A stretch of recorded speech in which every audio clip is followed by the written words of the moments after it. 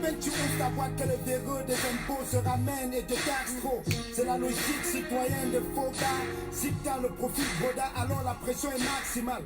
Le nouveau type de Kamen ne blague pas, ne vole pas, ne viole pas, ne fait pas, ne frappe pas, Mola. La devise c'est paix, travail, patrie. Il ne take pas les armes car il aime son beau pays. Il défend les couleurs de sa nation. Et honnête et refuse de choper le virus de la corruption. Le bon Kamen ne glisse pas en route, ne laisse pas la poubelle derrière pour jeter les ordures au carrefour. Yeah. On a besoin d'un nouveau type de Kamen. Yeah. C'est toi, c'est lui, c'est nous, c'est vous pour faire avancer la patrie. On a besoin d'un nouveau type de Kamen. Yeah.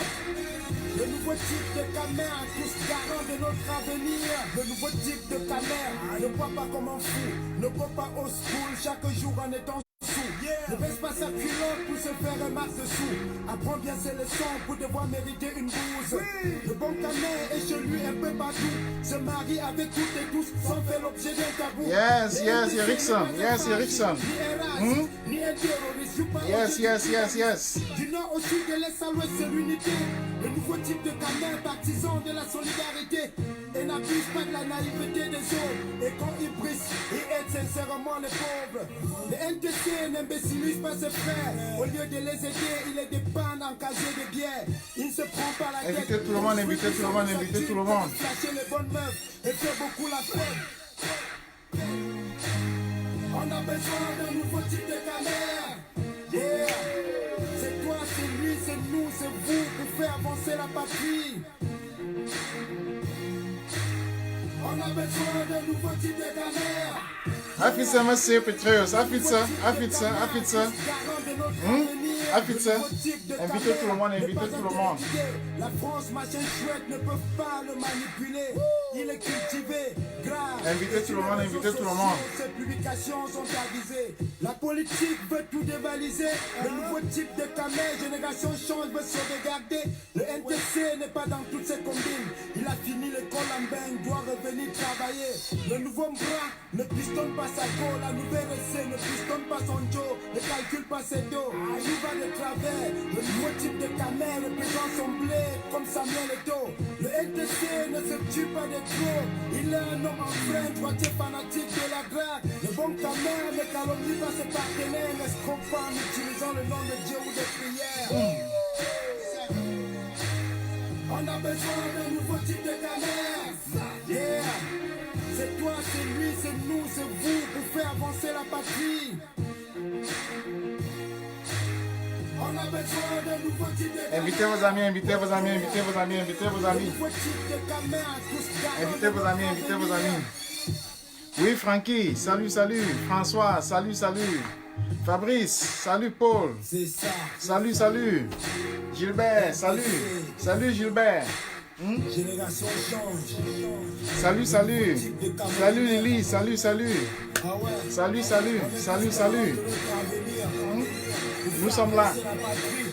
Nous sommes là. J'arrête rapidement le son ici. Mais je suis toujours heureux d'être avec vous.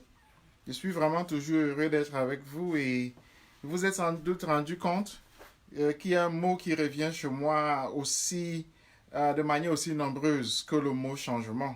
C'est le mot moral. N'est-ce pas?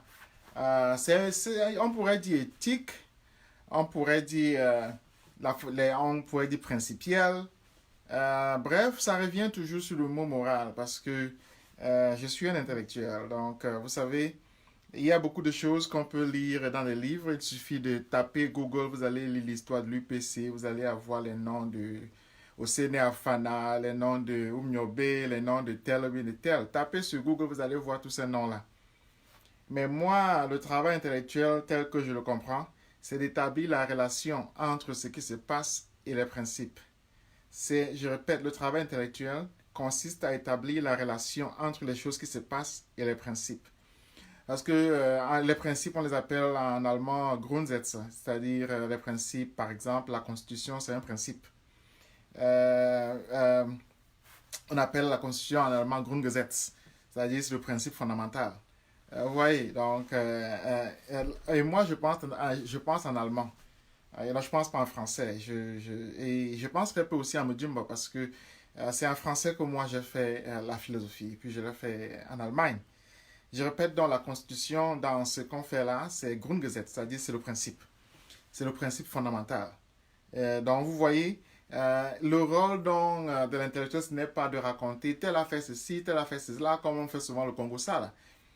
C'est-à-dire que si se passe, si se passe, si se passe, ou bien aller par exemple jour pour jour, chaque jour, voir la suite de ce qui se passe. Non, le rôle d'intellectuel, c'est d'établir la connexion entre ce qui se passe et le principe. Vous voyez. Je répète encore, le rôle de l'intellectuel, c'est d'établir la connexion entre ce qui se passe et le principe. Et c'est ça le rôle de l'intellectuel. C'est de faire que les gens comprennent que les choses qui se passent là sont liées à un principe fondamental. Un peu comme en droit, chacun vous dira que ça, le code pénal, le code de la procédure pénale, etc., etc., c'est lié, tout ça est lié. Et même les lois qu'on passe à l'Assemblée tous les jours, on les passe à l'Assemblée, tout ça est lié comme un arbre à partir à la Constitution. Donc la Constitution, c'est donc le principe fondamental. Le rôle de l'intellectuel, c'est donc d'établir la relation principielle entre toutes les choses que l'on voit, afin que chacun puisse comprendre qu'il n'y a pas de hasard dans la vie, que tout ça est lié. It is connected, que tout ça est lié. En fait, que tout vraiment est lié. Qu'il y a un lien entre ces choses-là et ce qui est fondamental. Et donc, c'est ça le travail de l'intellectuel. Ça, c'est le travail classique. C'est le travail classique. Ce travail-là, on l'appelle le travail d'analyse.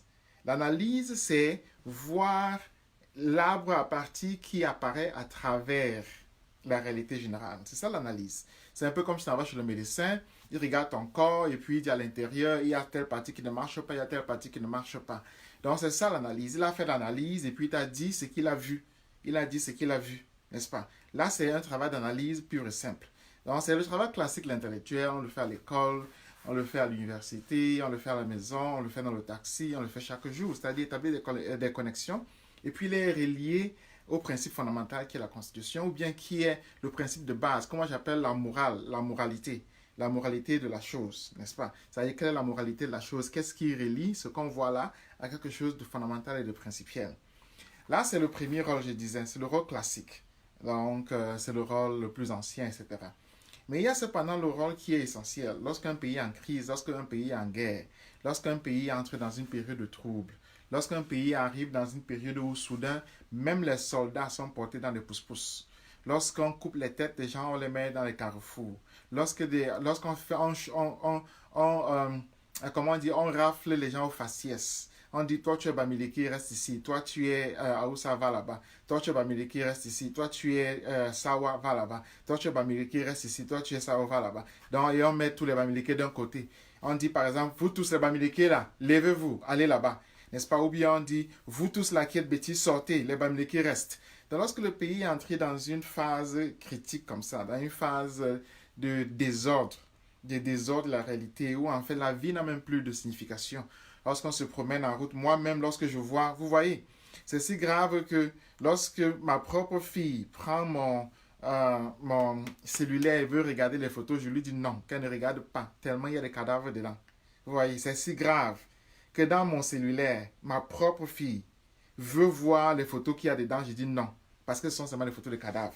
Et ces cadavres-là, ça se passe au Cameroun. Lorsque c'est grave comme ça, le rôle de l'intellectuel change. Il change parce qu'il devient maintenant celui qui organise son peuple pour que celui-ci puisse se défendre. Il devient celui qui organise son peuple pour que celui-ci puisse se défendre. Vous comprenez donc que du rôle de l'intellectuel qui est celui qui analyse, on passe au rôle de l'intellectuel qui devient celui qui organise. Donc, si quelqu'un fait l'analyse, c'est une perte de temps. Si quelqu'un fait l'analyse sans lever de fonds, c'est une perte de temps. Parce que la fondation même de l'organisation, d'organiser son peuple pour qu'il puisse se défendre, c'est l'argent. La fondation, c'est la levée de fonds. La fondation, c'est chercher l'argent. C'est chercher l'argent pour que ce peuple-là puisse se défendre.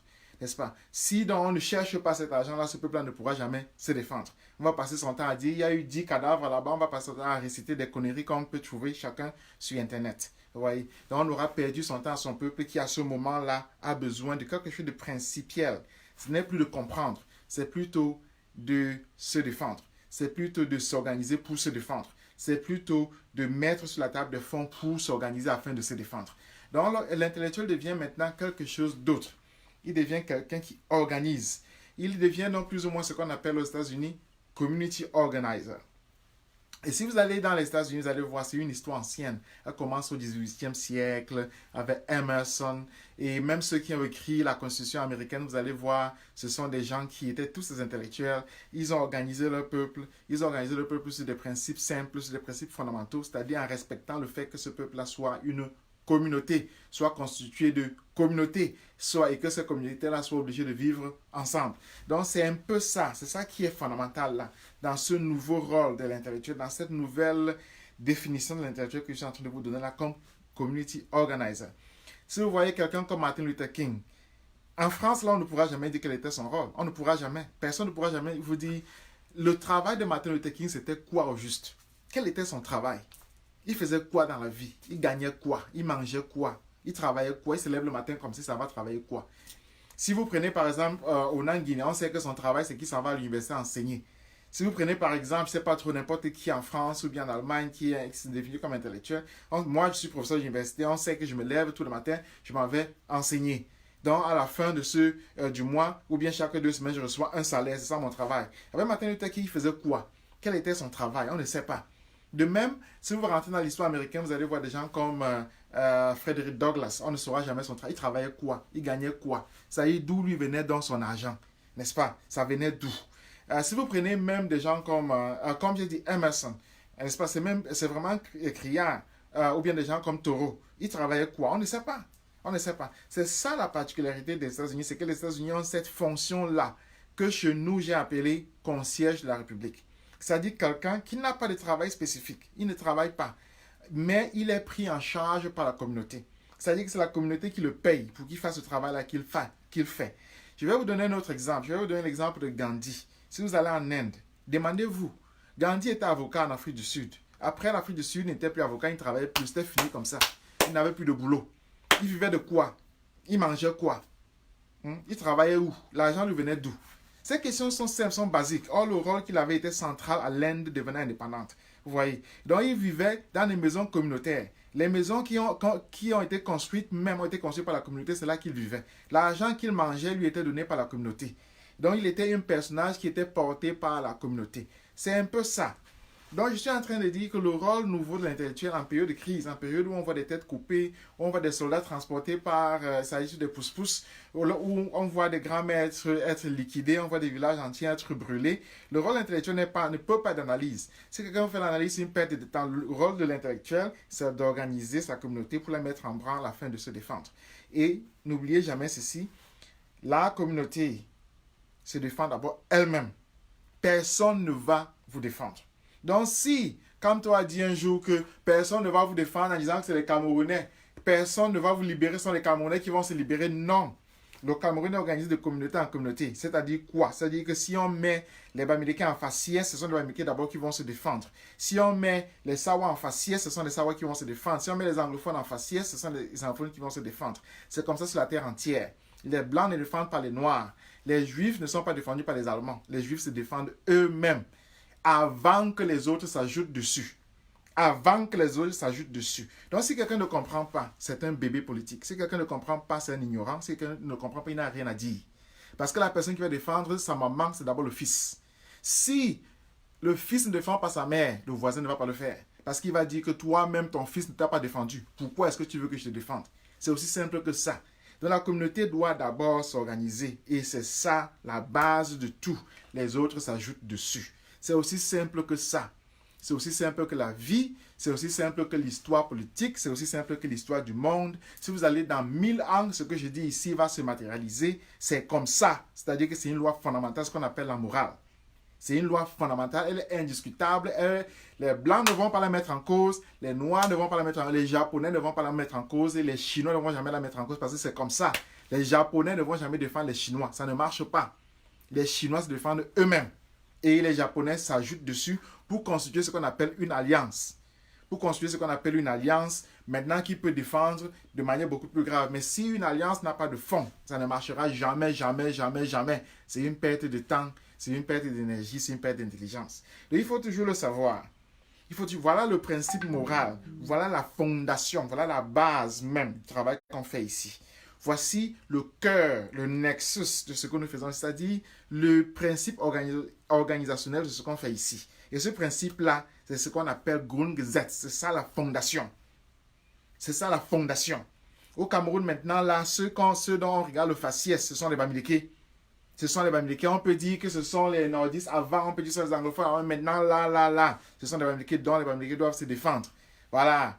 Donc, c'est ça l'organisation. Si quelqu'un vient me dire la nation, quelqu'un vient me dire que non, il n'a rien compris la vie, il n'a rien compris la philosophie, il n'a rien compris même l'organisation des sociétés. Parce que c'est comme ça que les sociétés fonctionnent. C'est comme ça que la pensée fonctionne. C'est comme ça que l'organisation de la vie se mène. Une fois de plus, si on menace votre père, vous ne défendez pas, personne ne va le défendre. C'est très simple. Si on menace vos enfants, vous ne défendez pas, personne ne va les défendre. C'est très simple. C'est-à-dire c'est aussi vieux que le principe même de la survie. C'est ça le nexus, c'est ça le noyau. C'est ça le noyau, c'est ça le cœur. Les autres s'ajoutent dessus. Si on vient me reprocher d'avoir défendu mon père ou bien ma propre famille ou bien mes propres enfants, c'est qu'on m'a reproché l'essentiel même qu'un être humain fait par réflexe. Par réflexe. Ouais, c'est ça la moralité. Donc si on vous dit que la moralité c'est l'union nationale, c'est le vivre ensemble, c'est je sais pas trop, Oumniobé, c'est la libération de l'Afrique, fuck you. Ça ne marche pas du tout. Ça ne marche pas, ça ne marchera jamais nulle part. Nulle part. Parce qu'on ne vous a pas dit la vérité. On ne vous a pas dit la vérité. La vérité c'est que le socle, le fondement même commence d'abord avec tu défends toi-même d'abord, ensuite tu défends ta communauté, puis tu évolues comme ça, en arbre à partie, tu ouvres sur le monde entier. Voilà comment la vie fonctionne, voilà comment la société fonctionne, voilà comment les choses fonctionnent. Je peux comprendre évidemment qu'en France, les gens soient un peu dans le désordre mental, là, parce que la France est un pays génocidaire. Je peux comprendre qu'en France, on se dise que, comme ils ont décidé que l'État va résoudre tous les problèmes, alors ils n'ont pas compris que le fondement même de la vie sont les communautés. Je peux comprendre que le Cameroun qui est colonisé par la France, on dit que le communautarisme c'est un crime. Je peux comprendre que parce que la France, n'est-ce pas, nous dit la vérité aux francophones, on se dise que ce que la France dit s'applique aussi au Cameroun. Je peux comprendre qu'on se dise que parce qu'on est en France, alors on peut comprendre ce qui se passe au Cameroun. Non. Non, non, non. Le Cameroun, c'est un pays qui a des communautés. Il y a 4 communautés politiques qui sont bien définies. On peut y ajouter d'autres, les Sawa par exemple, qui sont une communauté qui ne s'est pas encore définie politiquement de manière bien claire. Mais on reviendra toujours sur le fait que le Cameroun a 4 communautés fondamentales. Les nordistes, les Bamileke, les Bétis, les anglophones, les 4 là, sont les 4 qui sont le nexus, c'est-à-dire qui sont vraiment le noyau de ce pays. Et c'est sur la base de celle-ci que la politique se fait. Comme j'ai dit, les autres peuvent s'ajouter, peuvent se naviguer. L'exemple classique sont les Sawa, n'est-ce pas, qui ne sont pas encore et qui n'ont pas encore émergé politiquement, je dirais. Mais les 4 communautés-là ont un discours politique bien entendu, bien spécifique. La conséquence, c'est quoi? C'est que comme on est ici, là, les anglophones se réunissent ailleurs. Vous ne serez pas invités. Je vous dis clairement, les anglophones se réunissent là. Les francophones qui sont là, vous ne serez pas invités. Même si vous parlez d'Omniobé, même si vous parlez de Osenda Fananem, vous ne serez pas invités, point final. Je répète, si les anglophones se réunissent là, vous ne serez pas invités. Point. Parce que c'est comme ça. Il n'y a rien qui va faire qu'on vous donne la carte d'invitation. Ça peut mettre dans votre ville. On ne vous invite pas. C'est simple. Les nordistes vont se réunir là. Vous ne serez pas invités. C'est très simple. Très, très simple. Voilà ce qu'on appelle une communauté politique parce qu'elle s'autogère, elle s'auto-organise, elle s'autodéfend. C'est ça. Les anglophones s'autodéfendent. C'est comme ça. Donc tu peux venir dire que Oumniobé a fait son discours, Ernest Wandi a fait ceci. Fuck you. Ce n'est pas comme ça que les communautés fonctionnent au Cameroun là. Parce qu'au Cameroun là, les anglophones se réunissent, on ne t'invite pas. Tu peux dire que tu parles anglais, que tu es bilingue, que tu comprends l'anglais, on ne t'invite pas. On ne t'invite pas du tout. C'est comme ça. Voilà comment les communautés fonctionnent et c'est à l'intérieur de celle-ci que le travail se fait. C'est comme ça. À travers celle-là, le travail se fait. C'est ce qu'on appelle le pragmatisme. C'est-à-dire qu'il faut d'abord comprendre comment ton pays fonctionne pour pouvoir poser une action politique. Si tu ne comprends pas déjà comment ton pays fonctionne, comment peux-tu poser une action politique? Comment? En passant par quoi? En parlant à qui? Tu veux poser une action politique alors que lorsque les anglophones se réunissent, on ne t'invite pas. Tu parles à qui? À Paris, là, il n'y avait que des francophones. On parlait à qui? On parlait à qui? Les anglophones ne sont même pas venus. Vous voyez, ce sont des choses aussi simples comme ça. Aussi simples comme ça. Toutes les fois où il y a beaucoup de francophones, les anglophones ne viennent pas. Pourquoi? Et si on regarde de manière pragmatique, intime, on va se rendre compte que là-bas, c'était surtout des chrétiens, il n'y avait pas les nordistes. Donc, si vous voulez parler d'une politique pragmatique par rapport au Cameroun en général, il faut toujours savoir que le Cameroun est fondé sur 4 communautés. C'est ça le fondement même de la société camerounaise. C'est à partir de ça qu'on agit. Il y a d'autres communautés qui vont s'émanciper. Et comme j'ai dit, les Sawa ont encore besoin de s'émanciper. Les Sawa ne sont pas encore émancipés politiquement. Parce qu'ils sont encore sous le tutelage, je ne sais pas trop de qui. N'est-ce pas? Mais les Bamileke se sont émancipés. Les Bamileke ont été écrasés pendant trop longtemps, sont émancipés. Mais le peuple la communauté qui s'est la plus émancipée sont les anglophones. Et là, c'est clair. Pour les nordistes, on ne peut même pas discuter, ils étaient émancipés depuis bien longtemps. Ça dit qu'il n'y a aucun... Être émancipé, c'est quoi? C'est qu'il n'y a aucun agenda politique qui peut être mis sur la table en manquant de respect aux anglophones, aux nordistes, parce qu'ils sont émancipés. Mais on peut sans problème manquer de respect aux Sawa. Parce qu'ils ne sont pas une communauté politique. Ils ne sont pas encore. Vous voyez? La politique, c'est ça. Ce n'est pas les grands discours, les ceci, les cela. C'est l'organisation des communautés sur la base de ce qu'elles-mêmes comprennent comme étant l'essentiel, c'est-à-dire leur sauvegarde, leur défense. C'est ça l'organisation sociale, c'est ça l'organisation des peuples. C'est-à-dire que lorsqu'on dit marchand, on ne peut pas dire marchand comme ça de manière lapidaire. On le fonde sur une communauté qui a un intérêt bien précis à marcher. C'est comme ça. On fonde la marche là sur un peuple, sur une communauté bien précise dont l'intérêt est de marcher. Autrement dit, si on dit à Paris par exemple, marchons, et on invite les anglophones, est-ce qu'ils vont venir? C'est les francophones même qui vont marcher à Paris. Parce qu'ils ont un intérêt singulier à marcher à Paris. C'est comme ça. Ça ne va pas changer. Ce n'est pas parce qu'on a lu Oumniobé que ça va changer. Ce n'est pas parce qu'on a lu au sein de la FANA que ça va changer. Ce n'est pas parce qu'on a lu je ne sais trop qui que ça va changer. Ça ne changera pas. C'est la loi morale. C'est comme ça, c'est l'éthos des communautés. C'est le fondement des communautés. C'est la base des communautés. C'est la constitution des communautés. C'est comme ça. Sur ce point-là, la France ne peut rien nous enseigner. Parce que la France n'a pas inventé la démocratie. Je répète, la France n'a pas inventé la démocratie. Je vis ici dans un pays démocratique. Les États-Unis sont un pays démocratique avant la France. Donc la France ne peut pas donner des leçons de démocratie au monde. Parce que les États-Unis pratiquent la démocratie avant la France beaucoup plus longtemps. Les États-Unis sont plus vastes que la France. Les États-Unis ont des communautés beaucoup plus diverses que la France. Donc la France n'a rien à enseigner au Cameroun en termes de démocratie. Rien du tout. Donc si quelqu'un vient avec le modèle français disant qu'il va faire ceci, l'étatisme, etc., fuck you, ça ne marche pas. La première personne qui va dire non sont les anglophones. La deuxième sont les Bamileke. C'est comme ça. Je dis bien, c'est comme ça. Si quelqu'un n'est pas d'accord avec ça, qu'il aille se pendre. Vous avez bien compris. Ça dit que c'est comme ça, c'est ça le fondement. Les Français peuvent appeler ça tribalisme, ils peuvent appeler ça communautarisme, ils peuvent appeler ça tous les ismes là qu'ils inventent souvent. Ils n'ont aucune leçon à donner à qui que ce soit. Je répète, les Français n'ont aucune leçon à donner à qui que ce soit. Ils peuvent appeler ça communautarisme, tribalisme, isme, légalisme, laïcité, etc. On s'en fout. Ce n'est pas applicable au Cameroun. Et ce ne sera applicable au Cameroun que sur la base d'un génocide. C'est-à-dire qu'il faudra tuer toutes les communautés. Il faudra au fondement au moins tuer une. C'est ce qui est en train d'avoir lieu avec les anglophones. C'est-à-dire que si on veut appliquer le principe français là, où on est contre le communautarisme, on est contre le isme, on porte la veste, on est content, on parle comme un blanc. Ce sera au prix d'un génocide parce qu'on aura écrasé le principe fondamental même de communauté, qui est la base même de leur vie, qui est le squelette de l'organisation sociale, qui est le cœur même de comment les gens s'organisent, qui est leur vécu collectif, leur vécu quotidien, qui est ce qui fait qu'ils existent, qui est ce qui fait qu'ils soient là. C'est-à-dire on aura écrasé la base même de l'être humain.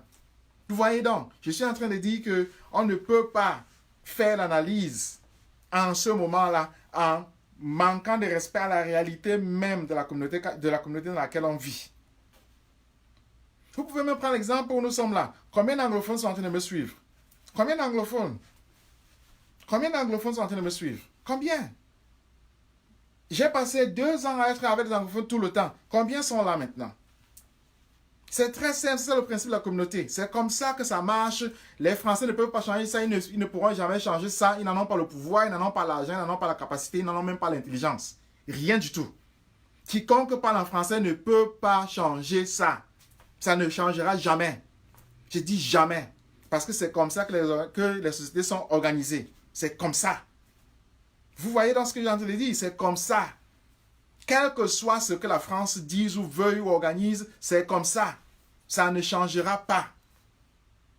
C'est ça l'État. Vous comprenez? Le nom de ça, c'est l'État. C'est ça l'État. On appelle ça en allemand des Zustand. On n'appelle pas ça Staat. On appelle ça Zustand. Vous comprenez? Zustand. C'est ça l'État. C'est quelque chose que les Français ne peuvent pas comprendre. Ils ne peuvent pas, ils sont très petits pour ça. Leur langue est très petite pour ça. Ils ne peuvent pas comprendre. On appelle ça Zustand. On appelle ça des Zustand des Dinge. L'état des choses. Vous voyez, les Français ont besoin de 2 mots pour ça. L'état des choses. Les Allemands ont besoin de 1 mot. Zustand. L'état. Vous comprenez? C'est ça l'État. C'est-à-dire qu'on ne peut pas changer ça. C'est comme le soleil se lève et se couche. C'est comme l'air circule. C'est comme cette maison-ci est carrée. C'est comme la lumière vient sur moi. C'est ça l'état, les Zustand. C'est comme je suis en train de parler. C'est comme je suis noir. C'est ça les Zustand. C'est ça l'état.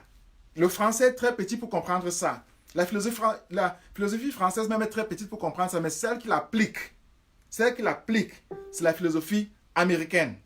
Donc si quelqu'un vient vous dire qu'il peut venir avec les principes de l'État français les appliquer au Cameroun, il n'a rien compris.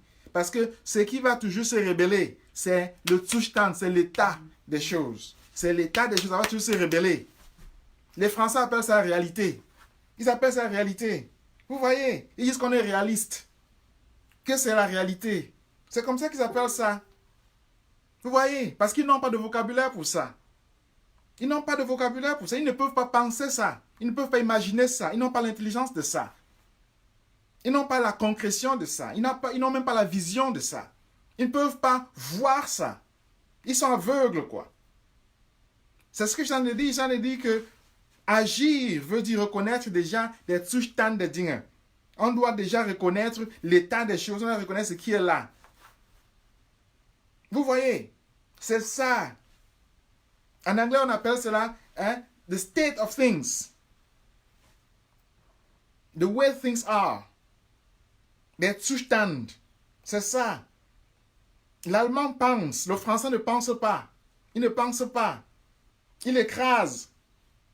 Mais nous avons en tant que Camerounais l'obligation de penser notre société. Nous avons l'obligation de penser la structure de notre société, de penser l'organisation de notre société, et même de penser le changement que nous voulons mettre en branle. Parce que comment est-ce que vous pouvez changer quelque chose sans comprendre comment la chose là est? Comment peut-on changer quelque chose sans comprendre comment elle est déjà? C'est intelligent. C'est sérieux. C'est vraiment sérieux. Est-ce que changer veut dire que ce que Oumiobe a dit là, ce que Ernest Wandi avait dit là, on va le déblatérer aux gens? Est-ce que changer veut dire ce que Hossein Afana avait dit là, on va le déblatérer aux gens? Est-ce que changer veut dire que ce que je ne sais pas trop quel Kankra a dit durant les années 50-60, a dit on va le déblatérer aux gens? Changer veut dire changer ce qu'on voit là. Ce qu'on voit, on doit changer ça. Ce qu'on voit là. Des Zustand, c'est ça qu'on doit changer. Vous voyez donc l'allemand avance en termes de pensée. Le français ne peut pas penser ça, il ne peut même pas réfléchir là-dessus. Il ne peut pas. La philosophie française, la philosophie politique, la philosophie, je l'ai enseigné, je l'enseigne, je l'ai lu. On ne peut pas me tromper dessus. La pensée française est faible là-dessus, elle est faible. Weak. Weak, ça y est, c'est une pensée faible. Faible, j'ai dit faible. Le français est incapable de penser ça. Incapable. Vous voyez? Et là, c'est fondamental. Or, nous, Africains, nous, Camerounais, on ne peut pas se donner ce luxe-là parce que nous avons des sociétés complexes. Nous avons des sociétés très complexes. Vous avez compris ça? Nous avons des sociétés très complexes. On ne peut pas se donner le luxe aujourd'hui de dire que parce que Oumiobe avait dit ceci, parce que Montesquieu avait dit ceci, parce qu'on doit appliquer ça au Cameroun. Non. Nous avons l'obligation de comprendre la structure même de notre société, de comprendre les Zustand unserer Gesellschaft, de comprendre la structure même de notre État. Quel est l'état des choses? Si on vous demande maintenant là, quel est l'état des choses au Cameroun, quel est l'état des choses au Cameroun, si on vous demande là, que tu regardes comme ça, tu regardes comme ça, j'ai déjà dit qu'il y a 4 communautés qui sont constituées, qui sont constituantes même de cet état-là. 4. Les Bétis, les nordistes, les anglophones, les Bamileke. 4. J'ai déjà dit ça. Mais maintenant, si on évolue, on dit maintenant quel est l'état de la des Zustand de cette société. Si on vous demande ça, qu'est-ce que vous allez dire? Vous voyez, le français serait incapable de le dire. Il va se mettre à réciter tel là qui a dit ceci, réciter tel là qui a dit ceci, réciter tel qui a dit ça, alors qu'il s'agit seulement de regarder sa propre société. Regardez là, regardons là, regardez là, quel est l'état de notre société, quel est le Zustand de notre société. Ça dit quel est le fondement de ce que demain là on dira c'est ça qui était l'état du Cameroun d'aujourd'hui. Quel est son état? Chacun va vous dire ceci, c'est que l'état de cette société est fondamentalement carcéral. Ça dit que c'est une prison. Chacun va vous dire ça, que c'est une prison. N'importe qui regarde le Cameroun comme ça va vous dire que c'est une prison. Chacun va vous dire ça. Et on ne peut pas faire l'analyse politique du Cameroun à partir de ce fait. C'est un fait visible, ça respire à l'œil nu. Je n'ai pas dit que c'est une tyrannie. Je n'ai pas dit que c'est une satrapie. C'est ceci. C'est avec ces mots-là que les Français inventent. Je n'ai pas dit ça. Je n'ai pas dit que c'est une satrapie. Ceci, cela. Hein? Non. J'ai dit que c'est une prison. C'est tout. Jail, c'est une prison. Gefängnis, c'est tout. Ndocha, Ngaloum, c'est comme ça. Le Cameroun, là, c'est une prison. Voilà l'état du Cameroun. Voilà l'état des choses. Voilà des Zustand. C'est ça, le Cameroun. C'est une prison. Dans une prison, la particularité d'une prison, c'est que vous ne voyez jamais le régisseur. Vous ne voyez jamais le régisseur. Le régisseur est invisible. Bien invisible. Les prisonniers se mangent entre eux. Mais le régisseur, il n'est jamais là. Parce qu'il y a les murs là qui enferment tout le monde. Il y a les murs qui quadrillent tout le monde. C'est ça la prison. Dans une prison, un État qui est une prison, on retrouve tout le monde. On retrouve tout le monde. Il suffit de marcher au Cameroun, vous êtes en prison. Vous pissez, vous êtes en prison. Vous postez un truc sur Facebook, vous êtes en prison. Vous faites un Facebook Live, vous êtes en prison. Vous parlez fort à quelqu'un, vous êtes en prison. Vous parlez bas, vous êtes en prison. J'ai vu des gens qui ont été libérés hier, là, vendredi, qui ont marché le premier. Vous savez l'accusation qu'il y avait sur le certificat de levée d'écrou? C'était coaction de vol. Coaction, ça dit que quelqu'un a marché. Quelqu'un a marché. Il a marché seulement. Mais sur le papier là, qu'on met pour le mettre en prison et puis pour le libérer, on dit que il s'est organisé pour voler. Coaction de vol, c'est que il s'est organisé avec des amis pour aller voler. Vous voyez? C'est ça la prison. C'est qu'on ne sait jamais pourquoi on est en prison. C'est ça la prison généralisée. Lorsqu'un pays devient une prison, on ne sait jamais pourquoi on est en prison. On ne sait plus. Tu es entré en prison pour cette raison si tu sors pour une autre raison. Lorsqu'on te met en prison, on se dit que c'est parce que tu as marché. Lorsqu'on est en train de libérer, on dit que tu étais en prison parce que tu avais volé. On te met en prison parce que tu as marché. Lorsqu'on te libère, on dit que ça dit que tu voulais tuer quelqu'un. On te met en prison parce que tu as marché. Lorsque tu sors, on te dit que voilà, tu es en prison parce que tu étais un terroriste. Le politicien le plus important de ce pays-ci à l'heure actuelle, celui qui, s'il sort, il va remplir un stade, c'est Maurice Kamto. Il est où? En prison. Est-ce qu'il a été jugé? Est-ce qu'il a été jugé? On l'a jugé quand? On va le juger quand? On va le condamner pourquoi? On l'a accusé de quoi? L'avocat qui a fait qu'on voit une femme avocate qui montre l'intelligence, c'est Michelle Doki. Elle est où en prison? Elle fait quoi là-bas? Le journaliste Paul Chouta qui écrit quelque chose sur Facebook, il est en prison, il fait quoi là-bas? Raymond Julamana qui a fait un Facebook Live à la Poste Centrale, il est en prison, il fait quoi là-bas? Il fait quoi là-bas? Ici, il y a plusieurs qui me regardent sont des prisonniers. Parce qu'en prison, ils ont accès à Internet. Des prisonniers me contactent tous les jours, 24 heures sur 24, à partir de toutes les prisons du Cameroun. Parce que toutes les prisons du Cameroun sont connectées. Des prisonniers font Facebook Live à partir de la prison, mais ils ne peuvent pas faire à partir de dehors. C'est ça la prison généralisée, c'est que la prison est partout. Vous comprenez? Lorsqu'on dit que la prison c'est l'état des choses, c'est ça des Zustand. C'est ça l'état de la chose camerounaise. C'est ça que le français ne peut pas comprendre. Il va venir avec Oumiobe, etc. Oumiobe, on s'en fiche. Avec le néocolonialisme, on s'en fiche. Le Cameroun maintenant, là, c'est une prison. Vous dites que moi, j'ai été mis en prison, j'ai été libéré parce que je suis américain. Je vous ai parlé l'autre fois, là, d'un qui est de nationalité allemande. Il est encore en prison. Wilfried Siewe. Pourquoi? Parce qu'il a fait une photo.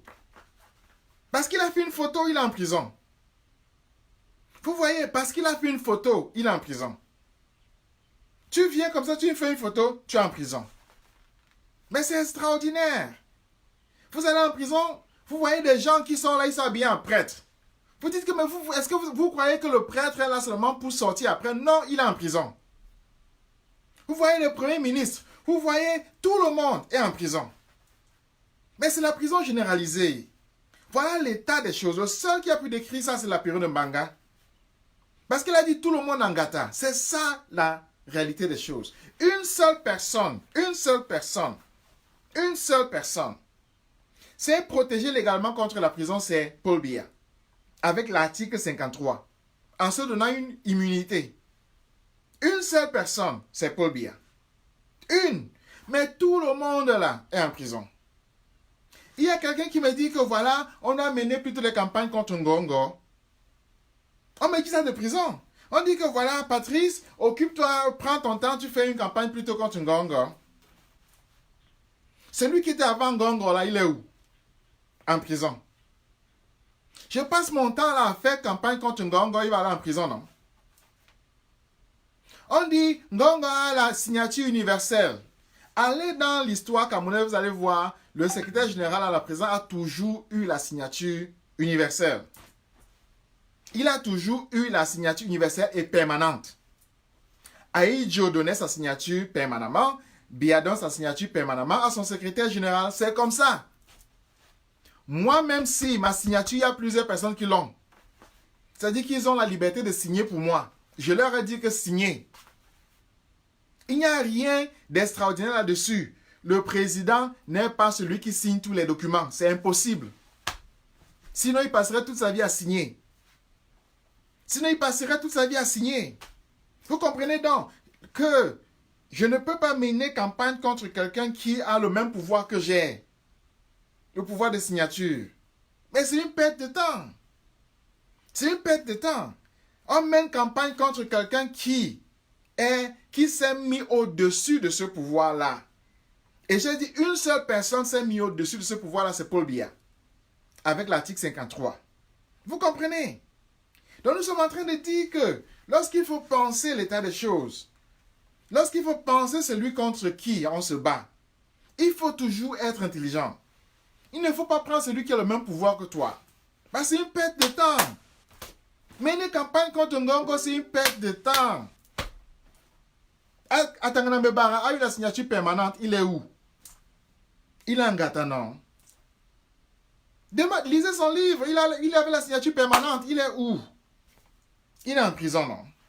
Ça donne quoi? C'est une perte de temps. Marafa avait la signature permanente, non? Il est où? Il est en prison, non? Donc on ne peut pas mener une campagne contre un secrétaire général à la présidence. C'est comme mener une campagne contre le secrétaire d'un bureau.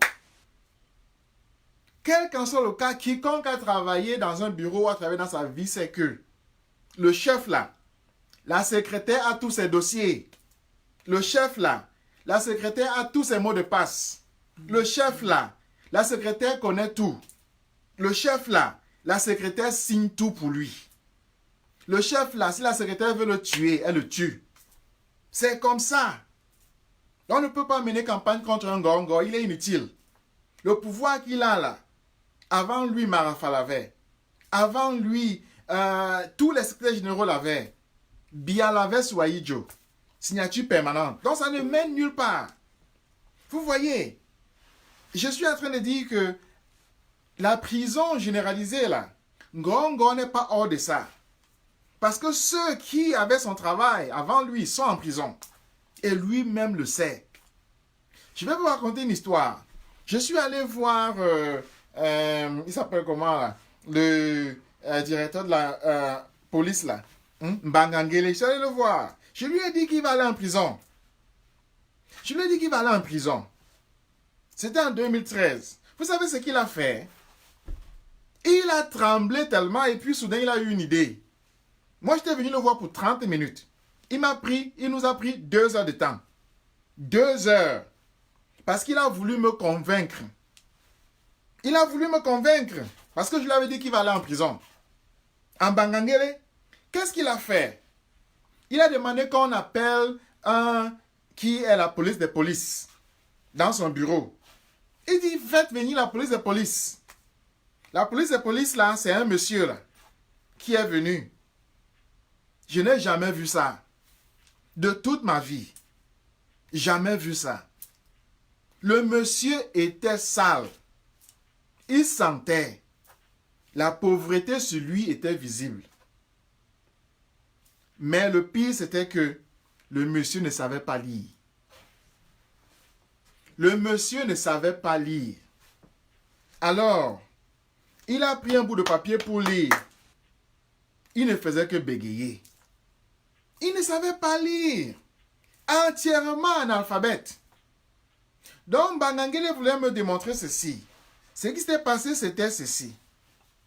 C'est-à-dire que lorsque 2 policiers étaient en route, il y avait un journal là, où on disait que c'est Bangangele qui organisait un coup d'État.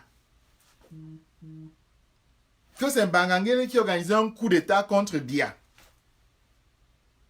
C'est ce que le journal disait. Que Bangangele, le vieux là, organisait un coup d'État contre Bia. Les deux policiers là, qui étaient en tenue de police là, n'est-ce pas? Comment est-ce qu'ils ont réagi? Il y a un qui a dit que c'est vrai. Il y a un policier qui a dit que c'est vrai. Que Mbangangele là est en train d'organiser un coup d'État contre Bia. Il a dit que c'est vrai. N'est-ce pas? Que Mbangangele, le vieux là, est en train d'organiser un coup d'État contre Bia. Vous savez ce qui s'est passé à Yaoundé? C'était à Yaoundé. Vous savez ce qui s'est passé? Derrière les 2 policiers là, il y avait un autre policier.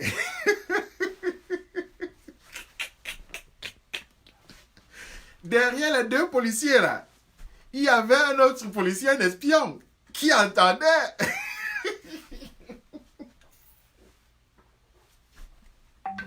Il y avait un espion qui entendait ce qu'il disait. Vous savez ce que l'espion a fait? Il a appelé Mbangangele directement. Il a appelé Mbangangele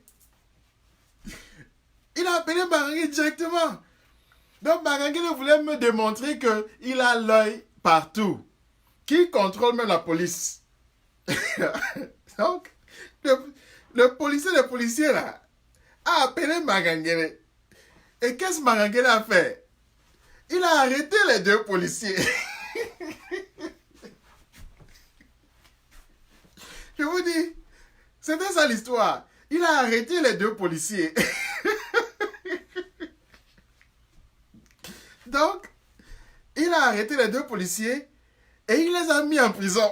Vous voyez? Donc, deux policiers qui regardent un journal où on dit que Mbangangele fait un coup d'état contre Biya. Un policier dit que c'est vrai. Derrière là, dans les Sissongo, il y a un troisième policier qui sort. Il arrête les deux policiers là.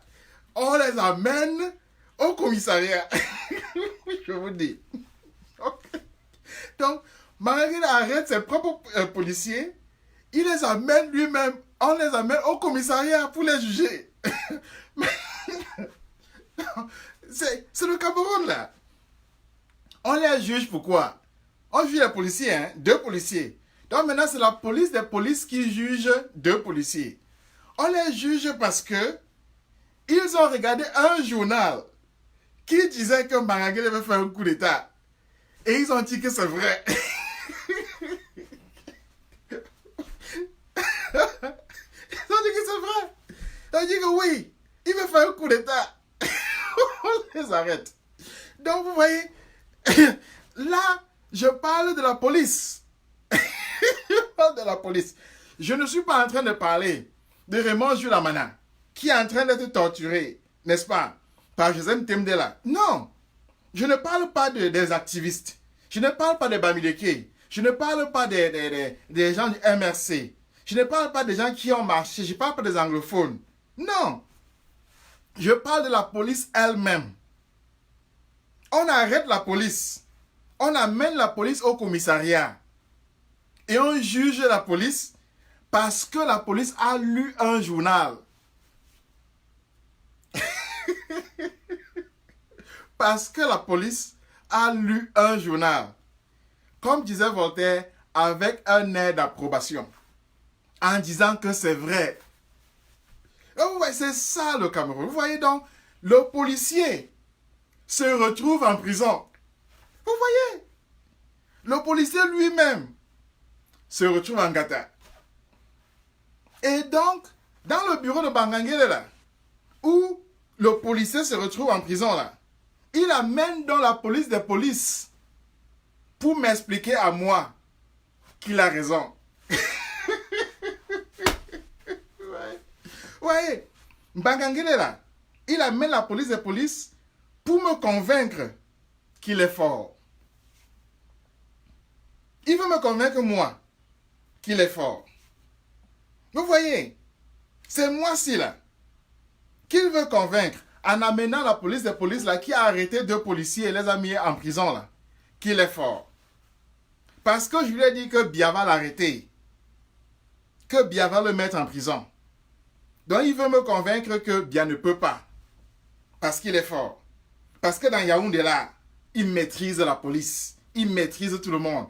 Et il va même plus loin. Il dit qu'il sait même la date à laquelle je suis entré au Cameroun. Il va plus loin. Il me dit une date. Le problème c'est le suivant. La date là était fausse. La date là était fausse. Ça c'est ça le problème. La date là, qu'il me dit là, était fausse. Et il veut me démontrer qu'il est fort. Mais au moins, ce que je suis en train de dire, c'est que des Zustand, l'état des choses au Cameroun là, c'est la prison. Parce que si dans un pays, le policier lui-même s'en va en gata. Je répète, si dans un pays, le policier lui-même s'en va en gata, qu'en sera-t-il l'activiste? Qu'en sera-t-il de l'activiste? Vous voyez ce que je veux dire? Vous voyez ce que je veux dire? Si dans un pays, le policier qui est supposé faire l'ordre, mettre l'ordre, s'en va en gata, qu'en sera-t-il l'activiste? Vous voyez donc l'état des choses, la nature de notre gouvernement, la nature de l'organisation sociale veut que le Cameroun soit une prison. Parce que de son extrême droite à son extrême gauche, personne ne peut dire qu'il échappera à la prison. Personne ne peut dire qu'il échappera à la prison. C'est très simple. Dès qu'on arrive là, on lit votre nom 2 fois. Vous savez vous-même que vous allez aller en prison. Dès qu'on lit ton nom 2 fois, tu vas aller en prison. Et ce qui est particulier, c'est que dès qu'on t'arrête là, tous les Camerounais fuient. Je répète, ce qui est particulier, c'est que dès qu'on t'arrête, tous les Camerounais fuient. C'est-à-dire que tu n'as plus d'amis. Tu n'as plus d'amis. Moi, lorsqu'on m'a arrêté, j'étais en train de causer avec un qui s'était présenté comme avocat. Il s'était présenté à moi comme avocat. On était en train de causer un texte que j'avais écrit. Il avait lu ça. Il voulait débattre avec moi. Il n'était pas d'accord. Le texte dont nous parlions, c'est le texte qui a causé mon arrestation. Il m'a donné sa carte de visite. Il est avocat. Voici ma carte, je suis avocat. On m'a arrêté devant lui. Vous croyez qu'il m'a cherché? Vous croyez qu'il m'a cherché? Non. Vous croyez qu'il m'a cherché? Non. Je n'ai plus jamais entendu parler de lui jusqu'à aujourd'hui. Je suis sur Facebook là. Il n'est jamais sorti qu'on a des Sissongo pour dire on t'a arrêté devant moi. Jamais. J'ai fait 1 mois en prison, 21 jours. J'ai été expulsé, tout. C'était partout. Il n'est jamais sorti pour dire Patrice, j'étais avec toi lorsqu'on t'a arrêté. Jamais. Il a pris l'avion là où je suis pas entré, il est parti. Fini comme ça. Je suis en train de dire que lorsqu'on t'arrête au Cameroun, tu es seul. Tu es seul. C'est ça qui est fondamental. Tu es seul. Je vois des gens dire que, oh, Ngana parle de lui. Il dit moi, il dit je. Égocentrisme, égoïsme, ego. Hein, culte de l'ego. Lorsqu'on t'arrête au Cameroun, tu es seul. Tu es seul. Non, il était avocat, il m'a donné sa carte. C'était un avocat. C'était un avocat d'affaires, c'était un avocat. Les avocats sont liés entre eux. Ils se connaissent. C'est la même profession. Il était avocat. Lorsqu'on t'arrête, tu es seul. Non, c'est la caractéristique du Cameroun. Le policier qu'on arrête là, c'est son collègue qui l'arrête. Je répète, le policier qu'on arrête là, c'est son collègue qui l'arrête. Son propre collègue qui lui met les menottes. Et le collègue là sait que le policier n'a rien fait. Le collègue là, qui lui met les menottes, sait que le collègue, que son camarade n'a rien fait. Mais il lui met quand même les menottes, on l'amène en prison. Policier, j'ai bien dit. Pour vous dire encore comment est-ce que le système carcéral est organisé. Depuis que Kamto est en prison là, vous avez vu la France se plaindre? Vous avez vu la France se plaindre? Dit c'est pas possible. La démocratie. Vous avez vu la France se plaindre? Dit que la démocratie est importante. Les droits humains. Vous avez vu la France se plaindre? Une fois, vous avez vu Macron sortir, dit que c'est pas normal qu'un opposant soit arrêté, soit mis en prison. Question simple. Si c'était au Sénégal, il aurait réagi comme ça. Si c'était au Sénégal, il aurait réagi comme ça. Si c'était en Côte d'Ivoire, on mettait Bédier en prison comme ça là. Il aurait réagi comme ça. J'ai dit c'était en Côte d'Ivoire. On arrête Bédier, on le met en prison. Ouattara arrête Bédier, le met en prison. Il aurait réagi comme ça. Au Sénégal, il aurait fait ça. Vous voyez donc que la particularité du Cameroun, c'est que l'État même, l'État c'est quelque chose que tout le monde a accepté, que tout le monde prend comme étant naturel. C'est comme ça. le chien marche avec 4 pattes. Si vous voyez un chien qui marche debout, ce n'est pas normal. Ce n'est pas l'état ça. Si vous voyez un chien marcher à 4 pattes, c'est normal. Si vous voyez un chien éclater de rire, ce n'est pas normal. C'est pas normal. Mais si vous voyez un chien aboyer, c'est normal. Donc, c'est normal qu'au Cameroun, l'opposant le plus important soit en prison. Ce n'est pas normal en Côte d'Ivoire, mais au Cameroun, c'est l'état des choses. Ce n'est pas normal au Sénégal, mais au Cameroun, c'est l'état des choses. Moi, je vais revenir sur le cas de Siewela, parce que c'est un cas dont je m'occupe. Son épouse me dit que le ministère des Affaires étrangères d'Allemagne lui a dit qu'ils ont tout essayé. L'Allemagne, le ministère des Affaires étrangères d'Allemagne, lui dit qu'ils ont tout essayé. Qu'ils ont appelé, qu'ils ont cogné aux portes, qu'ils ont écrit des emails, qu'ils ont écrit des lettres, et que vraiment ça les dépasse. L'Allemagne,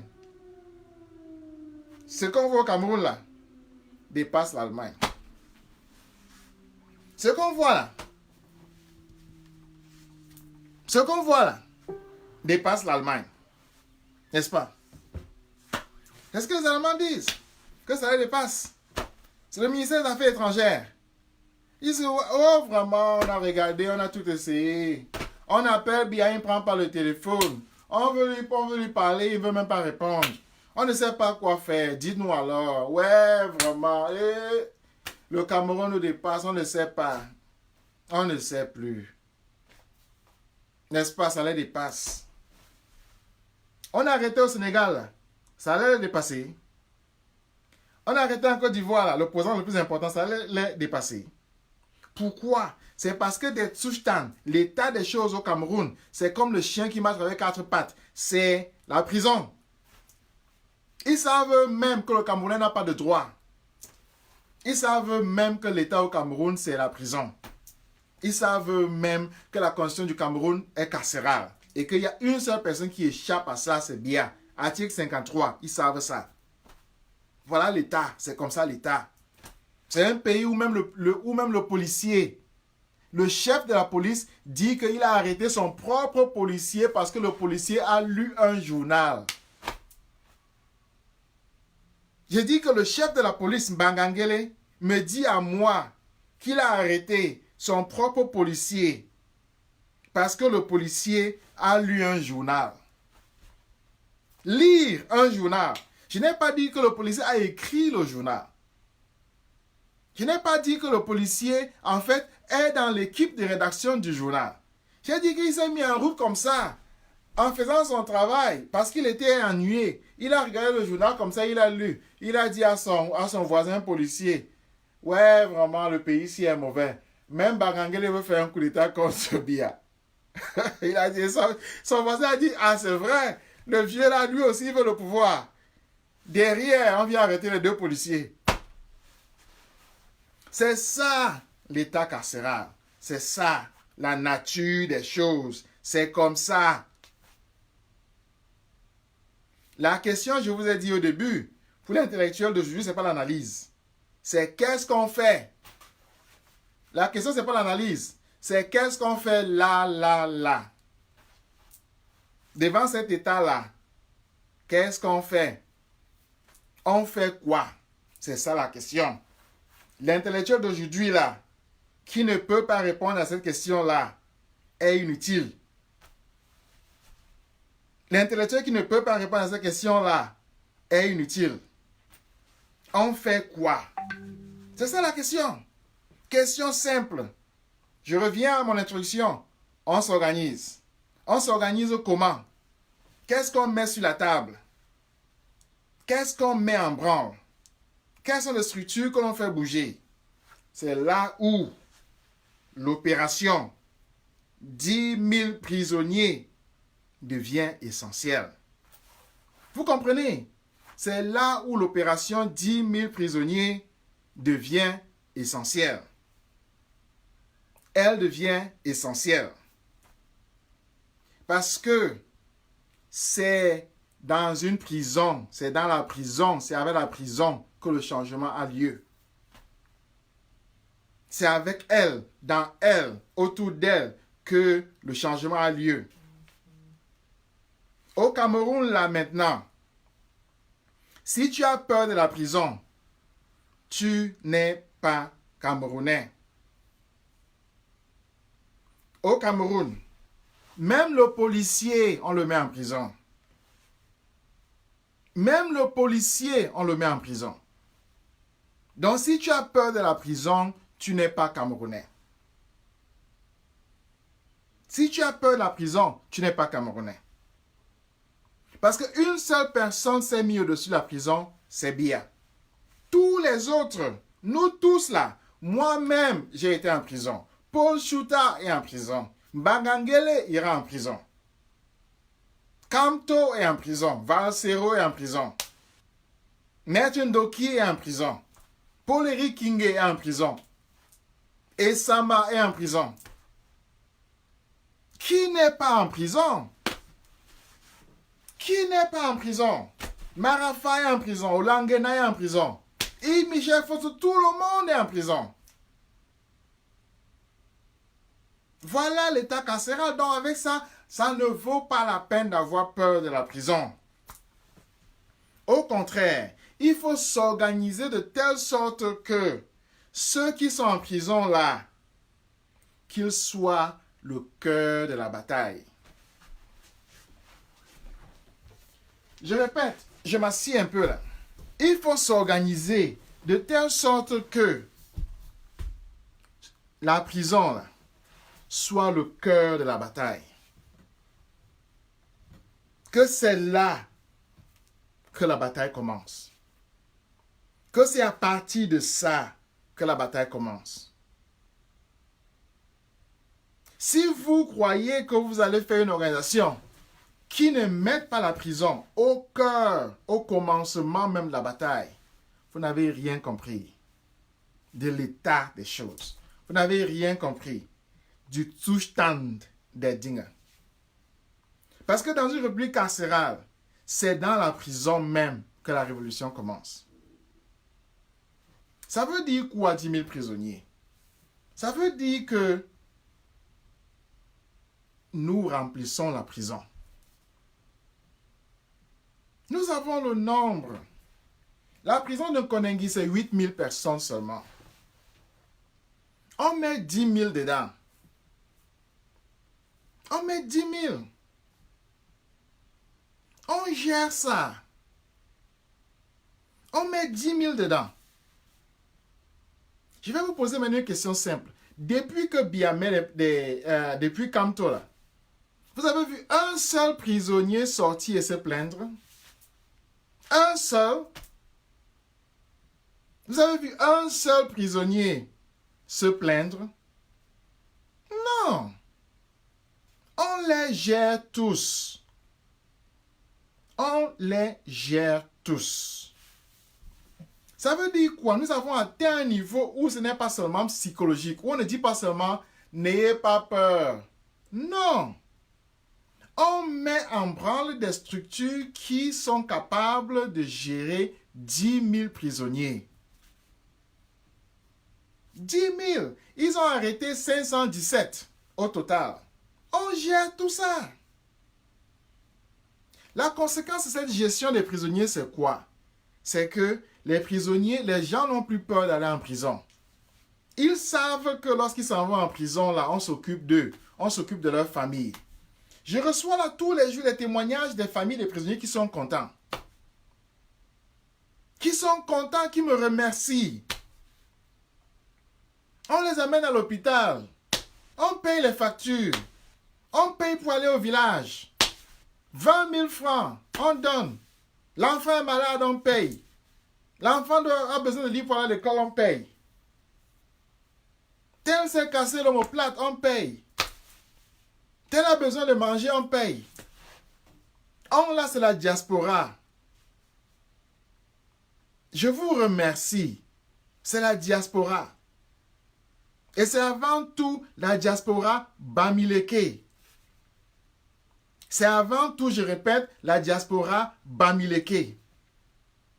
Elle gère. On gère ça. Sans problème. $1, c'est 600 francs CFA. $1. $1, c'est 600. On donne $3. $3. On gère. Quelqu'un est content. Content. Avec $3. Content. Je vais partir au village. On donne les dos. Ça va au village. On gère ça. Avec ça, les prisonniers ont une confiance. Ils ont la confiance. Ils deviennent grands. Ils deviennent géants. Ils deviennent forts. Mais si vous venez, vous leur dites, Oumyobe a dit ceci, Oumyobe a dit cela, Oumyobe, ça fait quoi on mange ça? Aujourd'hui, là, il y a un prisonnier qui est sorti de New Bell. Il m'a contacté le matin. Le matin, là. Il me dit que, grand, je suis sorti. Il dit, merde, alors je suis sorti. J'ai dit, ouais, félicitations, je viens de me réveiller. C'est la nouvelle qui m'annonce comme ça. Parce que je me réveille toujours sur la nouvelle comme ça. Il dit qu'il est libéré. Je lui dis que, ouais, vraiment, comme tu es libéré là, va au village d'abord te reposer. Parce qu'il disait qu'il va faire la révolution maintenant. Il dit que non, calme-toi, calme-toi. Prison, lorsqu'on sort de prison là, il faut d'abord se reposer. Va te ressourcer d'abord un peu. Calme-toi. Va au village, tu te reposes, prends un peu de vacances là, comme ça, etc. Vous savez ce qu'il m'écrit? Il me dit que, prof, sauf que je n'ai pas l'argent pour aller au village. Il dit, sauf que je n'ai pas l'argent pour aller au village. C'est ce qu'il me dit. Il n'a pas l'argent pour aller au village. Il y a 3 ans là. Il y a 3 ans. J'aurais dit, ouais, je vais faire comment, oh, ouais, empreinte. J'aurais dit, ouais, etc. Maintenant là, il y a les dos. On lui a donné directement 20 000 francs. À Yaoundé là, est-ce que je suis à Yaoundé? Je ne suis pas à Yaoundé, hein?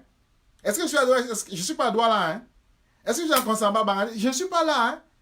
Mais la structure que nous avons là, on lui a donné directement 20 000 francs. 20 000. Voici ça. 20 000 francs. On lui a donné. Voici ça. Voilà. Les larmes sont sorties de ce... Ils ne s'attendaient pas à ça. Ils ne s'attendaient pas à ça. Vous voyez? Ils ne s'y attendaient pas. Il ne s'y attendait pas, on lui donne directement la 20 000. Va au village avec. Pourquoi? Parce qu'on est organisé. On est organisé. Je dis qu'on est organisé. On gère ça. Un tel prisonnier, il sort, on le fortifie. Voilà les autres là, on dit qu'ils n'ont rien à manger. On dit donnez 10 000. Mais on leur donne ça. On leur donne ça. C'est ça qu'on fait. C'est ça mon rôle. C'est ça le rôle de l'intellectuel. Ce n'est pas bavarder sur Oumyobe, c'est construire. C'est organiser. C'est organiser. C'est ça le rôle de l'intellectuel. Vous comprenez? C'est ça le rôle de structure. J'en profite pour féliciter la BAS. Surtout la BAS USA. Je félicite la BAS USA. Parce que j'ai vu, vous êtes allé dans la tontine des Bana. Vous êtes allé dans la tontine, on vous a donné $300. C'est ça, s'organiser. S'organiser parce que les prisonniers là, comme j'ai dit, l'opération 10 000 prisonniers là, c'est qu'on s'occupe d'eux. C'est qu'on s'occupe d'eux. Il y en a qui disent que oui, pourquoi est-ce qu'on n'organise pas une opération où on distribue des armes? distribuer des armes aux gens. Non. Avec les prisonniers déjà là, l'opération que nous faisons là, c'est la non-violence. Des gens vous ont dit que la non-violence c'est Martin Luther King, c'est ceci, les grands discours. Les gens disent que la non-violence c'est la marche. Non. La non-violence s'organise tactiquement. Ici c'est une tactique de la non-violence. C'est elle qu'on met en branle. Donc l'opération 10 000 prisonniers, c'est une opération non violente. Elle utilise l'état même des choses pour retourner l'état là contre lui. Mais elle n'est possible que si on est organisé. Donc c'est la diaspora qui finance ça. C'est vous qui financez ça. C'est nous qui finançons ça. Parce qu'il faut que les prisonniers sachent toujours qu'ils ne sont pas seuls. Tous les jours, je leur parle. Tous les jours.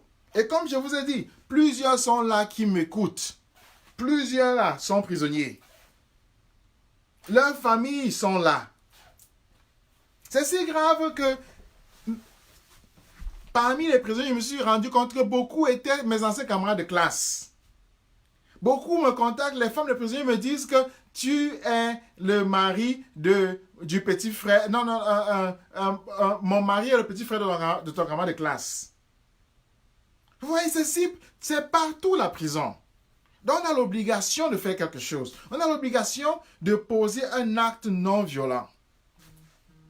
Donc c'est ça l'opération 10 000 prisonniers. C'est concret. C'est concret. Je suis en train de dire qu'une opération, ce n'est pas une conférence. Une opération, c'est quelque chose de tactique. C'est quelque chose qui met en branle des programmes bien précis. Des programmes qui marchent. Les programmes dont je vous parle là, c'est d'une part le programme Doki, d'autre part, je vous ai dit le programme La Tontine Maurice Kamto. Et évidemment, je vous ai parlé des policiers, c'est-à-dire le programme Pascal. Une opération met en branle des programmes. Une opération fait circuler, dynamiser des programmes. Et bien sûr, une campagne est constituée de programmes. Vous voyez, tout ça est lié, tout ça est lié, tout ça est lié. Agir, ce n'est pas agir de manière métaphysique. Agir, ce n'est pas agir à la française, où on vient avec le gros vocabulaire là, maintenant levé aucun fond. Agir se base sur une campagne structurée. C'est-à-dire, structurée, ça veut dire quoi? Ça veut dire une campagne qui est organisée selon des programmes. Et ces programmes-là sont mis en branle par une opération. C'est ça l'opération 10 000 prisonniers. Vous voyez donc qu'elle compte sur vous. Elle n'est pas possible sans vous. Elle est fondée sur vous. Elle marche grâce à vous. Quelqu'un me dira, Patrice, qu'est-ce que tu sais des prisons? Quelqu'un me dira, dans les prisons là, on va tuer les gens. Quelqu'un me dira, oh, la prison là, c'est la mort pour tout le monde. C'est me sous-estimer. Je ne parle pas souvent de moi. Je répète, je ne parle pas souvent de moi. Parce que s'il y a quelque chose que je connais intimement dans ce pays, avant d'aller moi-même là-bas, c'est la prison. Je répète, s'il y a quelque chose que je connais intimement, avant d'aller moi-même être prisonnier, c'est la prison. Parce qu'en Afrique, là, pendant à peu près 15 ans, je ne me suis occupé que des prisons. Aux États-Unis, ici, des prisons. Parce que je voulais comprendre la nature du Cameroun. Voilà pourquoi je l'ai fait. Parce que je sais que le Cameroun est une prison. Alors j'ai voulu comprendre les prisons. Donc lorsque je menais les campagnes là, c'était pour comprendre les prisons. C'était pour savoir la nature du pouvoir au Cameroun.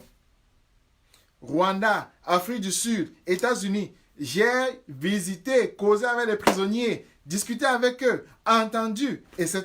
avant d'aller moi-même en prison. Et ici aux États-Unis, il y a des organisations qui vous aident très... L'université Princeton, là, Princeton University, c'est très bien parce qu'ils ont un cours spécifique où les étudiants enseignent aux prisonniers. Tout ça, j'étais avant ça, c'est identique. Je suis un écrivain. Je suis un écrivain. Engagé là, ce n'est pas écrire des textes. La formule américaine d'engagé, comme j'ai dit, c'est community organizer. C'est celui qui organise sa communauté. Je reviens sur ce que je disais au début là, que Martin Luther King n'avait pas de boulot. Jesse Jackson, quel est son boulot? Il n'a pas de boulot. Vous ne pouvez jamais dire que Jesse Jackson a fait tel travail dans sa vie. Son seul travail, c'était d'organiser la communauté noire. La même chose pour Gandhi. C'est ça le principe.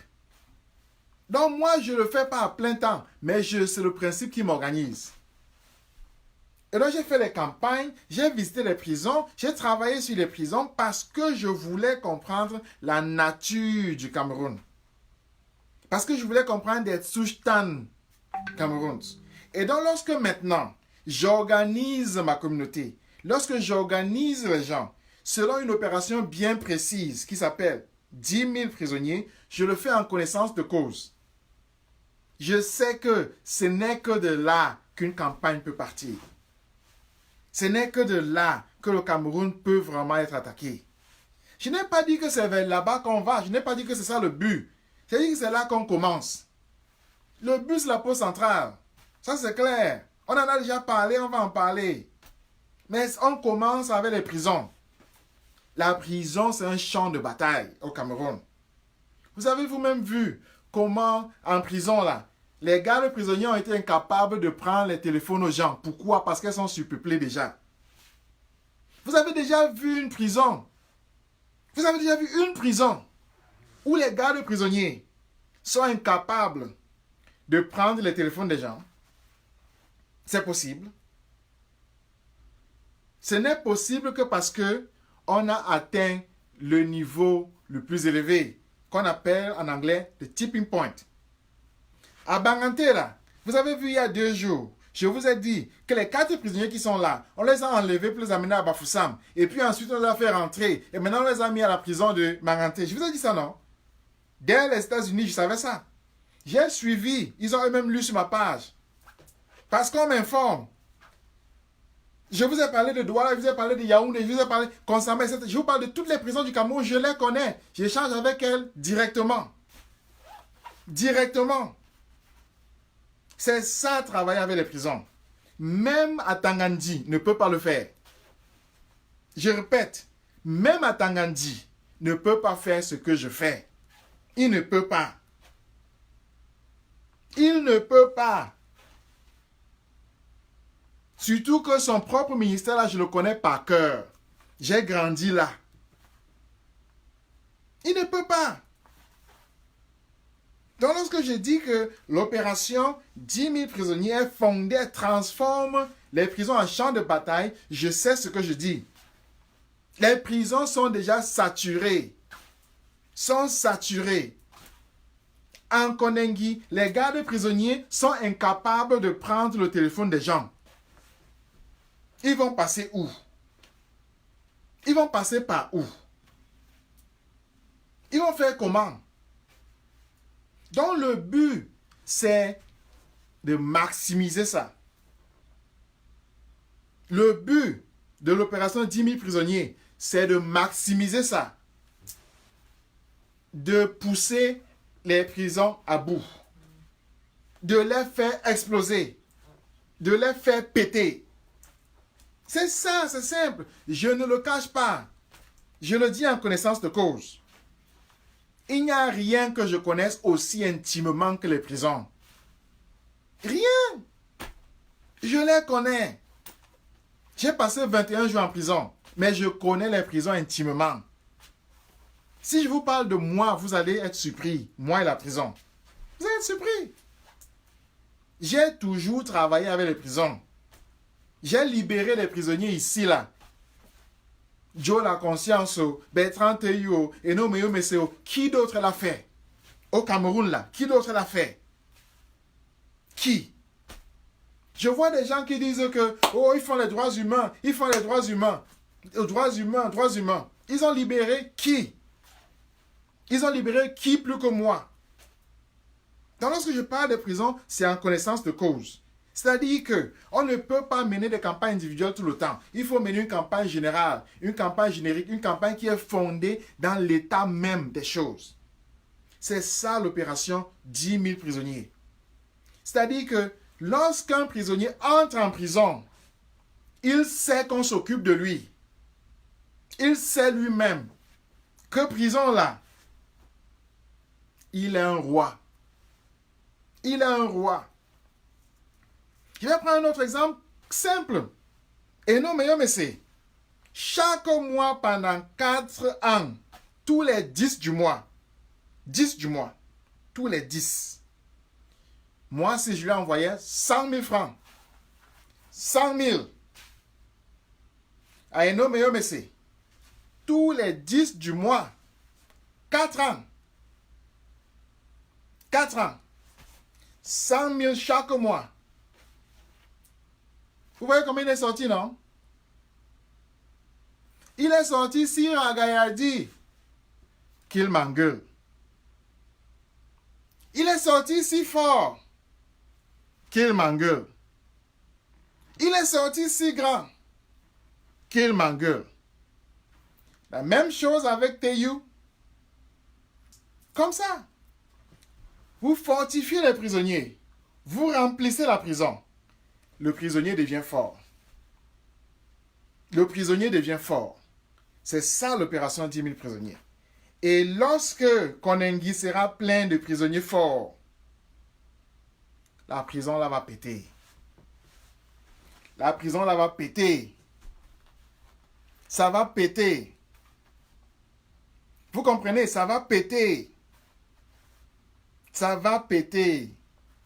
Ce qu'on a vu en France là, avec la Bastille là, sera petit.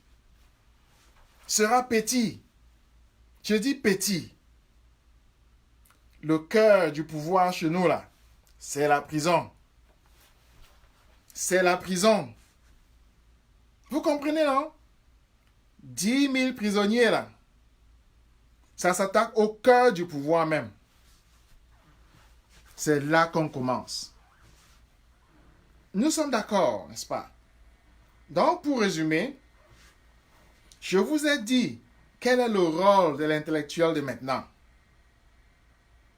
Je vous ai dit que son rôle, c'était pas seulement d'analyser, mais aussi d'organiser. Un qui fait l'analyse est stérile. Il est stérile. Il y a des hommes qui sont costauds comme ça, mais qui sont stériles. Vous comprenez? Le rôle de l'intellectuel, c'est, lorsque c'est grave, là, c'est d'organiser. D'organiser son peuple. C'est ça le rôle de l'intellectuel. Et cette organisation-là, je vous ai présenté comment elle se structure. Elle se structure sur la nature des choses. La nature des choses au Cameroun est carcérale. C'est la prison, c'est Ngata. C'est pourquoi dans l'opération 10 000 prisonniers doit attaquer la nature même. C'est ça qu'elle doit changer. C'est ça que nous devons changer. On le fait en fortifiant les prisonniers. En faisant de telle sorte que les prisonniers soient forts. Soient forts. Physiquement forts. Psychologiquement forts. Mentalement forts. On ne le fait pas par les discours en disant Oumiobe n'était jamais en prison. Il est allé en prison quand? Il ne connaît pas la prison. Fichez-moi le camp avec Oumiobe. Il était en prison quand? Il a connu la prison. Voilà. Donc lorsqu'on parle de l'État là, on parle de quelque chose que nous on connaît. Que nous on pense. Que nous on organise. Que nous on met en branle. C'est ça qu'on sait. C'est comme un chien qui a 4 pattes. C'est ça, des tsushtan. Et c'est ça qu'il faut changer. Pour le changer, il faut mettre en branle une structure qui renforce les prisonniers, remplisse la prison, détruise la prison. C'est simple. Ce n'est pas le secret. Je ne travaille pas avec le secret. Je ne suis pas hypocrite. Je ne suis pas hypocrite. Ce que je dis là, ça vient du cœur. Et comme je l'ai dit là, c'est sorti de mon cœur. Je ne suis pas hypocrite. Donc, je ne fais pas le secret. Je ne fais pas les cachotteries là, non. C'est devant vous que je dis, on s'organise. Je le dis pourquoi? Parce qu'il faut que ceux qui sont en prison sachent que on ne peut pas s'organiser dehors pour les prisons. Et eux, ils ne s'organisent pas. Il faut qu'ils sachent ça. C'est ce que j'appelle vase communicant. Nous sommes des vases communicants. Nous sommes des vases communicants. Donc ceux qui sont en prison là, c'est grâce à eux, c'est avec eux qu'on travaille. C'est pour eux qu'on travaille. C'est pour les libérer qu'on travaille. Donc, pour conclure, que personne ne vienne me dire qu'il faut faire une campagne individuelle, qu'il faut se battre pour 1, 2, 3, 4, qu'il faut choquer des militaires pour libérer 1, 2, 3, 4. Non. C'est trop. La prison est pleine. Tout le monde est en prison. C'est la prison qu'il faut détruire. Vous comprenez? C'est la prison qu'il faut détruire. C'est comme ça. Et nous travaillons sur ça. C'est ça l'opération 10 000 prisonniers. Quand est-ce que ça va s'arrêter? On n'est pas pressé. On n'est pas pressé. C'est ma première fois de faire un discours dessus. On n'est pas pressé. On n'est pas pressé. Moi, si je ne suis jamais pressé. En politique, je ne suis pas pressé. Je suis cool. Je suis cool. Je suis cool. Le temps de maturation. Moi, j'étais en prison avant Kamto. J'étais là avant lui. J'étais au Nosso avant lui. J'ai été exilé avant lui. Il n'y a pas de problème. Il n'y a pas de problème. Ce n'est pas la course. Je ne suis pas là pour analyser Kamto. Je suis là pour dire mon analyse des choses. Je dis que c'est comme ça. Je dis que c'est comme ça. J'étais en prison avant lui. Il sort. S'il ne comptait pas, est-ce que je vais mourir? J'ai un boulot. Je ne dépends pas de ça. Vous comprenez? Je ne vis pas de ça. Pas du tout. Mais je pense que, en tant qu'intellectuel, c'est la seule chose que nous devons faire pour détruire le pouvoir carcéral. Pour détruire le pouvoir carcéral, c'est la seule chose que nous devons faire. C'est ça l'opération 10 000 prisonniers. C'est-à-dire que c'est l'opération qui, mise en branle, détruit le système dans son cœur. Au cœur là, boum, boum, l'arme atomique, c'est les prisonniers. Les prisonniers là, c'est l'arme, c'est la bombe atomique. Je répète, les prisonniers là, c'est la bombe atomique. Boum. Atangandi me regarde. J'ai dit que je ne cache rien. Sur le téléphone, si, il peut taper, il va voir. Génération Champ Télévision. C'est là. Il tape, il voit. Il ne peut pas interdire. Ceci là, il ne peut pas interdire. Il ne peut pas, il n'a pas les noyaux. Il ne peut pas. Parce que tout ça là, c'est pensé. L'organisation ci là, c'est pensé. Tout ça que je fais là, c'est désintéressé. Je n'ai pas de salaire pour ça. Mais nous allons les détruire. Nous allons les vaincre. C'est ça. Donc je le fais pour rien. Gratuitement. J'ai même mon argent dedans. Mais nous allons gagner. Nous allons gagner. C'est ça le fondement. Moi, je fonctionne sur un système où on va gagner.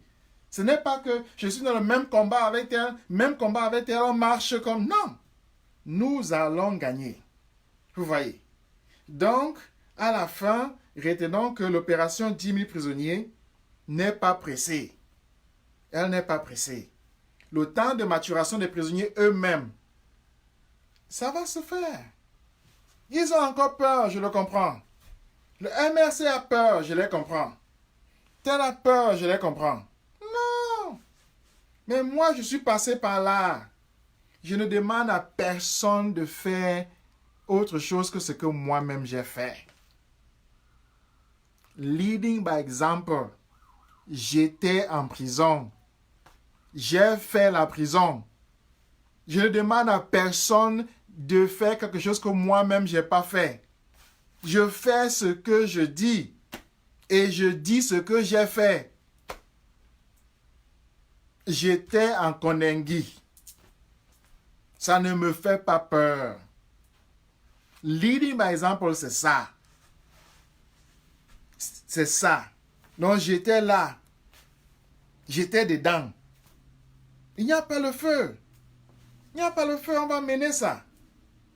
On gère. On gère, les amis. On gère. Il faut savoir ça, on gère. J'étais là. Donc n'ayez pas peur. N'ayez pas peur, on gère ça. Je sais que Kamto a peur. Je sais. Je sais que Paul-Éric Kingué a peur. Je sais. Je sais que N'Djamena a peur. Que Michel Ndoki a peur. Je sais. C'est naturel. Kamana, je sais qu'il a peur. C'est naturel. Je sais qu'il a peur. Je sais que Penda et Koka a peur. Ils ont peur pourquoi? C'est leur première fois d'être en prison. C'est leur première fois d'être en prison, sauf peut-être pour les Rikingé. C'est leur première fois d'être en prison. C'est pourquoi ils ont peur. C'est pourquoi ils veulent se libérer vite. Ils veulent se libérer vite. Mais ce que je dis, c'est que le fondement, ce n'est pas la liberté individuelle, c'est de détruire la prison. Le fondement, ce n'est pas libérer une personne, c'est de détruire le système carcéral lui-même. C'est ce que je dis. Donc n'ayez pas peur. On gère. OK? Voilà ce que je voulais vous dire. On gère. Et je voulais vous présenter l'opération 10 000 prisonniers en précisant encore, on gère. On gère. N'ayez pas peur. On est là. On gère ça. Confiance. Confiance. OK? Confiance. On est ensemble. On est ensemble. Confiance.